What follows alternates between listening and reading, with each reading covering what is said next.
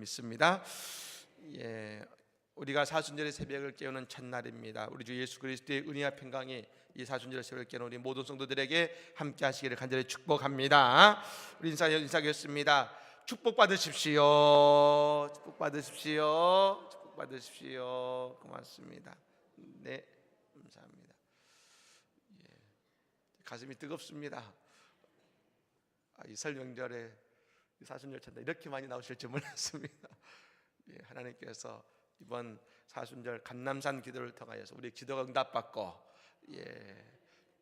이만큼 응답하시는 것 같아요. 우리의 기도가 응답받고 자손들이 복을 받고 사업이 형통할 줄로 믿습니다. 감사합니다. 여러분 발레리나 강수진 씨를 잘 아실 겁니다. 발레리나 강수진 씨가 작년에 은퇴를 한 이후에 쓴 책이 있습니다. 한 걸음을 걸어도 나답게라는 책을 썼습니다. 여러분 그녀의 은퇴 이전과 그리고 은퇴 이후의 이야기를 진솔하게 잘 써놓은 책이었습니다만 제가 이 책을 읽는 가운데 참 가장 와닿는 강수진 씨의 그 한 구절이 있었습니다. 잠깐 읽어드리겠습니다. 아침에 일어나서 몸이 아프지 않으면 무언가 잘못되었다는 생각이 든다. 생각대로 몸이 움직이지 않으면 영혼이 아픈 것 같다. 방 안에서 따뜻하게 휴식을 취하고 있어도 나의 몸은 계속 발레를 하는 듯하다. 온전한 몰입만이 나의 이 뜨거운 마음을 무대에 올릴 수가 있다. 참 멋진 말이었습니다. 그래서 저는 여러분 사순절의 특세를 시작하는 우리 모두에게 이 말이 이렇게 바뀌어졌으면 좋겠다 하는 생각이 들었습니다. 새벽에 일어나서 예수가 생각나지 않으면 무언가 잘못됐다는 생각이 든다. 말씀대로 몸이 움직이지 않으면 영혼이 아픈 것 같다. 방 안에서 따뜻하게 휴식을 취하고 있어도 나의 몸은 계속 예수님과 같이 길을 걷고 있다.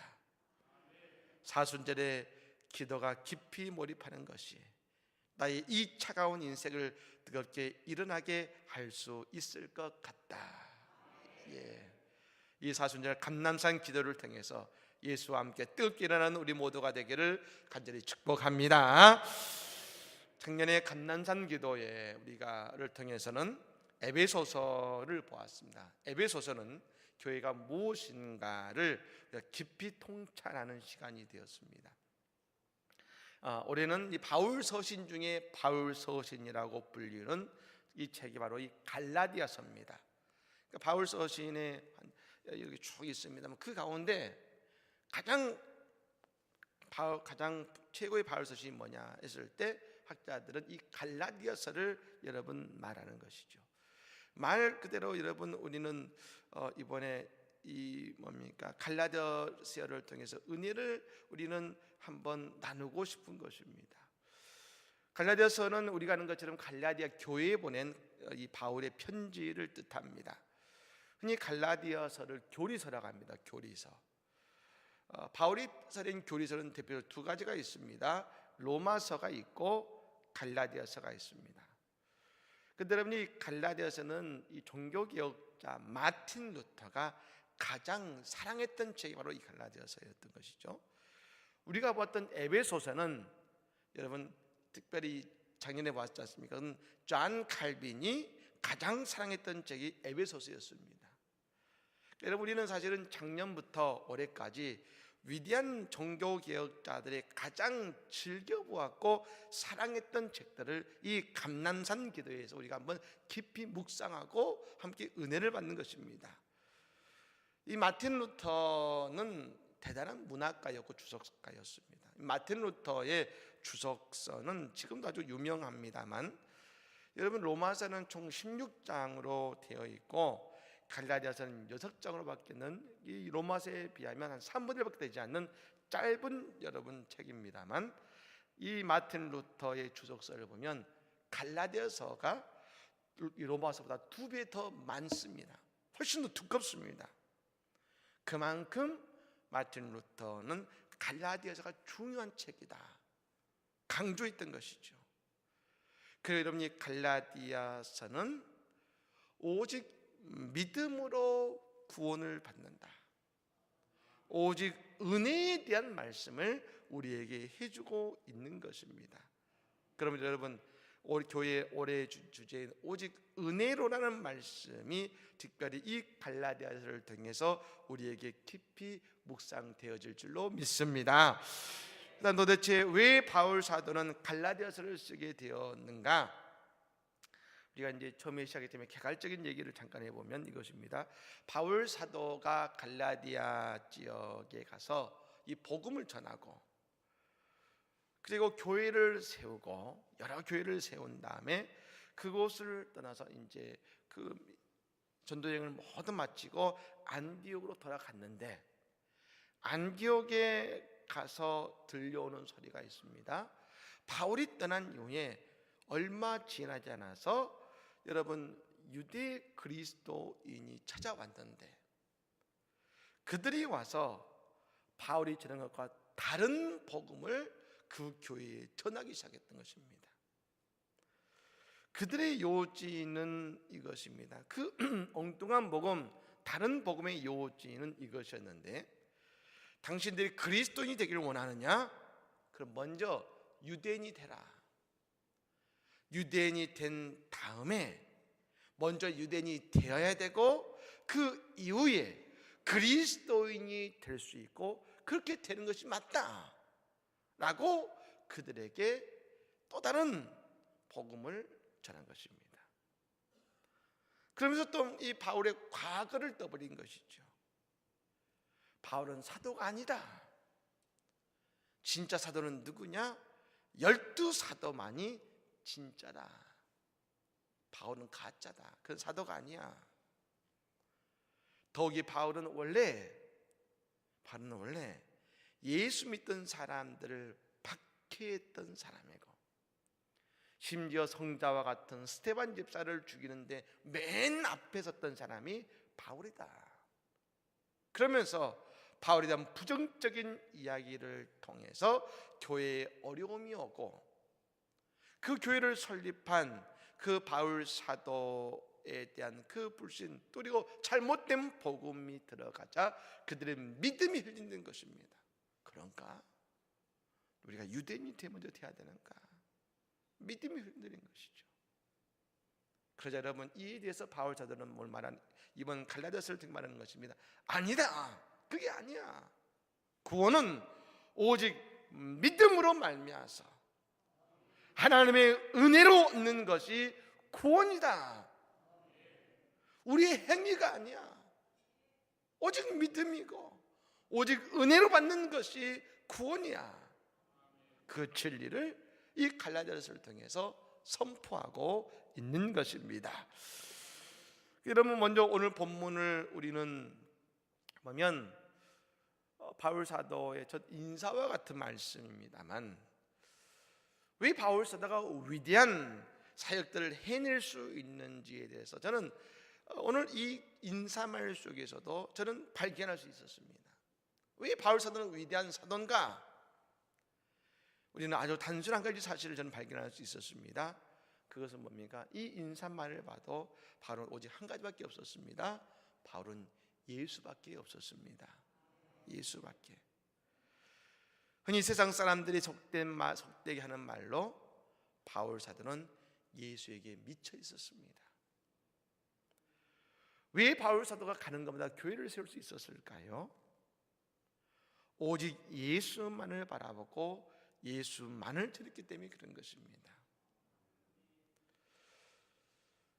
여러분, 왜 이방 사도들이 바울 사도의 전도를 통해 예수를 받아들일 수 있었을까요?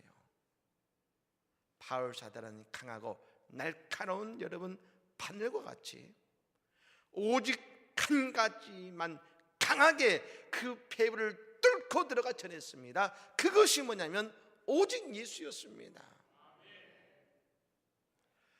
여러분, 우리의 신앙이 복잡해지는 시간이 있습니다. 오직 예수가 아니라 다른 것들도 같이 고려되는 순간부터 우리의 신앙이 복잡해집니다. 복잡해지죠. 오늘 본문을 보십시오. 바울 사도가 맨 먼저 갈라디아 교인들에게 인사를 하는데 그 인사가 오늘 본문입니다만 그 본문에서 바로 계속 언급하고 있는 중요한 한 가지가 있습니다. 그게 바로 예수입니다. 1절에서도 3절에서도 4절에서도 계속해서 오직 예수 그리스도와 우리 하나님 아버지와 주 예수 그리스도로부터 그리스도께서 하면서 여러분 이 인사를 보면 모든 것을 다 예수에게 맞추고 예수 그리스도가 지금 바울 사도를 지배하고 있는 것을 우리는 알 수가 있는 것입니다. 여러분 사람은 누구나 살아가면서 누군가에게 지배당하고 살아갑니다. 그것이 사람일 수도 있고 어떤 사물일 수도 있는 것이죠. 어떤 사람은요 돈에게 지배를 당한 사람이 있죠. 눈 뜨면 돈입니다. 돈. 어디 돈. 또 그것이 사람일 수도, 여러분 그것이 쾌락일 수도 있습니다. 쾌락에 지배당하죠. 어떤 사람은 그것이 내가 하는 일일 수도 있고, 또 어떤 사람은 자녀에게도 지배당할 수도 있습니다. 근데 여러분 내가 지금 오늘 무엇에게 지배당하고 있느냐가 곧 그 사람의 인격이 되고 그 사람의 삶의 문화가 됩니다. 근데 여러분 바울 사도는 오직 예수 그리스도에게 모든 것이 지배당하고 있고, 그러므로 바울 사도는 그의 인격이 예수 그리스도가 그의 인격이 되고 있다는 것입니다. 사랑하는 여러분, 우리에게도 오직 예수님이 우리의 인격이 되고 오직 예수님만 바라보는 우리의 복된 삶이 되기를 주의 이름으로 축원합니다. 그래서 여러분 예수님만 바라보는 사람에게는 한 가지 특징이 나타납니다. 그의 언어가 바뀝니다. 과거와 다른 언어를 사용합니다. 두 가지인데요. 첫 번째는 어떻게 됐냐? 그 사람은 늘 누군가를 축복하는 말을 먼저 하게 되는 것입니다. 축복하는 말입니다. 우리가 뭐라고 시작했습니까? 세계 뭐라고 시작했습니까? 오늘 축복 받으십시오. 축복 받으십시오. 오늘 3절에 보면 여러분 이런 말을 합니다. 같이 한번 읽어볼까요? 3절 말씀입니다. 읽겠습니다. 우리 하나님 아버지와 주 예수 그리스도로부터 은혜와 평강이 있기를 원하노라. 아멘. 누가 이렇게 인사합니까? 1절에 보면 사도된 바울은 그러면서 상대를 먼저 축복합니다. 물론 뒤에 그들의 연약함을 지적하기도 합니다만 사도의 특징이 뭐냐? 사도의 특징, 예수를 믿는 사람의 특징은, 하나님의 부르심을 받은 사람의 특징이 뭡니까? 늘 먼저 축복한다는 겁니다. 축복하는 것이죠. 축복합니다. 여러분 세상에 살 수 있는 최고의 축복이 뭔지 아십니까? 세상에 살 수 있는 최고의 축복은 뭐냐면 이겁니다. 부자 되세요. 그게 최고의 축복입니다. 그 외에 더한 것은 없습니다. 부자 되세요. 최고의 축복, 사람들이 할 수 있는 축복입니다. 근데 여러분 우리가 예수 믿는 사람의 축복은 오늘 바울 사도가 큰 축복이 하죠. 우리 하나님 아버지와 주 예수 그리스도부터 은혜와 평강이 있기를 원하노라. 얼마나 여러분 예수 믿어야 진짜 축복을 받는 것입니다. 예. 먼저 축복한 것이죠. 근데 여러분 축복한 사람이 뒤에 막 욕할 수 있습니까? 없지요. 내 마음이 어렵고 힘들어도 먼저 축복하면 그 다음은 그 사람을 위하는 말을 하게 되어 있는 것입니다. 그리고 상대를 축복하는 것이 누구를 축복한 것입니까? 나를 축복하는 것입니다. 나를 축복하는, 그 나를 축복하는 것입니다. 그렇습니다. 여러분 이 아침에, 아니 오늘 우리가 만나는 자녀들이 있다면, 만나는 사람이 있다면 예수 이름으로 축복하시기를 바랍니다. 두 번째로 우리가 예수만 바라보면 우리가 하게 된 것이 뭡니까? 늘 모든 일을 하나님께 영광을 돌리게 된다는 것입니다. 여러분 이 말은 뭡니까? 우리의 삶의 방향이 전해지는 것입니다. 나는 무엇을 위해 존재하는가? 이 하루도 나는 무엇을 위해 살아가는가? 하나님의 영광을 위해 오늘 하루를 살아야겠다. 살아야겠다. 여러분, 우리가 이 새벽에 나와 있는 이 시간이 은혜가 되는 이유가 이것이죠. 이 새벽이 누구를 위한 것입니까? 나를 위한 것이 아니라 가장 먼저는 하나님의 영광을 위해 우리가 2절에 나온 것 아니겠습니까? 하나님의 영광을 위해. 나를 바라보면 실망할 수도 있지만 이것이 그래, 내 부족하지만 이 시간도 내 이 하루도 하나님의 영광을 위해서야. 주여 영광 받아 주시옵소서. 내가 시험 쳤는데 시험 떨어졌습니다. 네, 여러분, 이것도 하나님의 영광을 위해서야. 주여 내 삶을 통해 영광 받아 주시옵소서. 하나님의 마음이 어떠실까요? 이것 봐라, 대단한데? 내가 가만히 있을 수 없겠는데 영광을 위해 산다니까 내가 복을 주지 않을 수 없구나. 하나님 마음이 아니겠습니까? 오늘 4절 말씀을 같이 한번 읽어보겠습니다. 4절 말씀입니다. 그리스도께서 하나님 곧 우리 아버지의 뜻을 따라 이 악한 세대에서 우리를 건지시려고 우리 죄를 대속하기 위하여 자기 몸을 주셨으니. 그리고 5절 말씀에 뭐라고 합니까? 영광이 그에게 세세토록 있을지어다. 하나님의 영광을 노래하는데 바울 사도 바울이 바라보는 여러분 예수의 인생은 뭡니까? 곧 하나님의 뜻을 이루기 위해서 악한 세대에서 하나님의 자녀들을 건지시기 위한 것이 아버지의 뜻임을 알고 그것을 이루기 위해서 지금 나아갔다는 것입니다. 나아가셨다는 것입니다. 그러니 우리도 예수를 바라보면 누구의 뜻을? 아버지의 뜻을 이루고 그분의 영광을 위해 살아가게 되어 있다는 것입니다. 사랑하는 여러분, 그렇습니다. 우리가 이 땅을 살아가지만 하나님 나라를 살아갈 수 있는 것은 다른 것이 아닙니다. 복잡한 것이 아닙니다. 늘 그리스도와 함께, 예수님과 함께, 그리고 예수님을 통하여 나아가는 것입니다. 이 사순절 오직 예수님과 함께 나가는 우리의 하루하루가 되어서 예수님의 부활의 영광과 기쁨이 또한 우리의 부활의 영광과 기쁨이 되는 이번 사순절 부활절이 되시기를 우리의 구원자이신 예수 이름으로 간절히 축복합니다. 아멘.